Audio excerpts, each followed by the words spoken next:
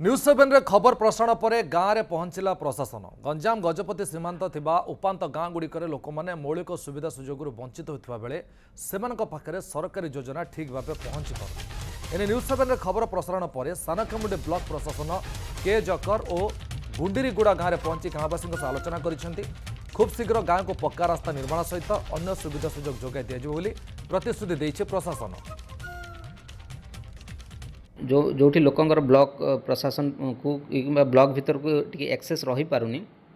आम निजे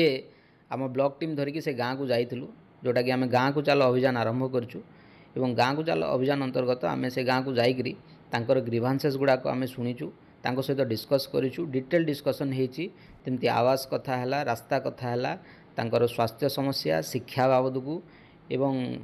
तांकर जो पीडीएस कथा एवरीथिंग आम सब डिस्कसन करूँ। नारायण सेठी दिगपंडी प्रतिनिधि जोड़ी सारे नारायण कौन अपडेट आस बर्तमान घटना टी सानखेमुंडी ब्लॉक टी गोविंदपुर पंचायत के जकर गाँ एवं जो रही गुंडरीगुड़ा द्वितीय गुंडरीगुड़ा यही गाँव रे जो लोक मैंने बसवास कर निश्चय दुर्भाग्यजनक कथा दीर्घ वर्ष स्वाधीनतार दीर्घ वर्ष पर ना अच्छी रास्ता अच्छी ना ये कौन सरकार योजना पहुंची ना ये क्या पीडीएफ चाउल मिलूँ कौन योजना ये ना ना जमती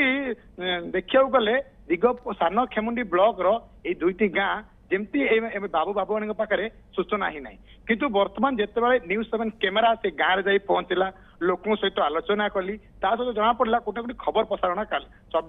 काली किंतु खबर प्रसारण 24 घंटा पर जिते खबर बाजिला न्यूज 7 रे से संगे संगे जो रही सानखेमुंडी ब्लॉक प्रशासन बीडीओ हो एवं जो रही एमआई हो विभिन्न अधिकारी माने जाई से गाँव में चाली चाली से गाँव में पहुंचले लोकों सहित सीधा आलोचना कले एवं जो वीडियो मध्य प्रतिक्रिया रखुले जो विभिन्न प्रकार समस्या जानले किंतु वर्तमान जो वीडियो पाखे पहुंची सरकार समस्त योजना एवं प्रथम गुरुत्वपूर्ण ये रास्ता ठीक हम एवं पक्का रास्ता हम ये आंबुलांस जीव रोगी सेवा हेब एवं मागना चाउल दिज्व एवं इंदिरा आवास जीव किंतु वर्तमान वीडियो तो प्रतिश्रुति देले किंतु वर्तमान देखिया बाकी रहा यही दुईटी गाँ केबे सरकारी योजना पाइबे एवं सेमानकर दुख केबे कटिबो किंतु वर्तमान तो गाँव में प्रशासन पहुंची वीडियो मध्य वर्तमान कोठी ना कोठी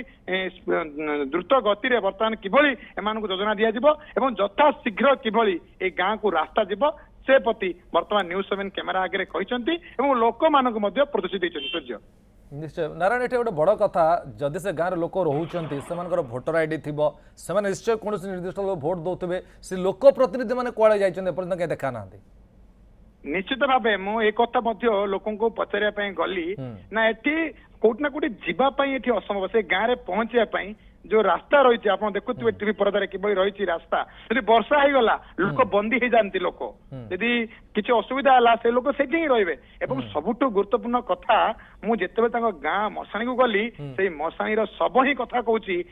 स्वास्थ्य अवस्था नथिया जो निश्चित किंतु वर्तमान जनप्रतिनिधि आशा करिबा जे जनप्रतिनिधि जी भी था से अंचल दृष्टि टिके पड़ू कारण आम आम काम वर्तमान प्रशासन प्रतिश्रुति देछि किंतु प्रतिश्रुति केबे पूरण होछि ताको देखिबा बहुत बहुत धन्यवाद।